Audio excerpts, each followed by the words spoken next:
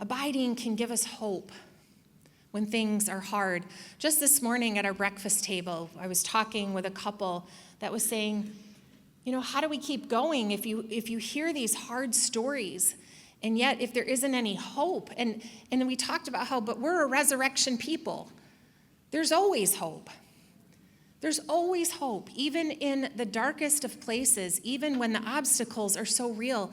But we have to be rooted in Christ to feel and experience that hope, to be reminded every day of that hope. And I have to imagine, because I know some of the challenges of what it is to pastor a church, but I still live in my primary culture.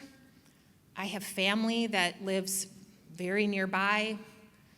I have all the privileges of being in a country where I'm free to stand up and preach on a Sunday morning. We have financial support. And yet, even I can feel discouragement. And so then I have to wonder, what is it like for a mission partner around the world?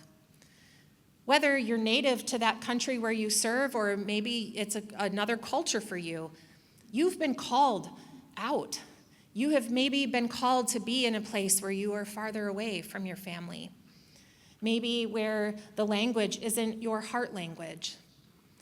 Where sometimes you do feel lonely, you feel exhausted. Maybe there's just obstacles with governments, waiting on paperwork, waiting on visas, waiting on governments to decide whether or not they're going to close your ministry.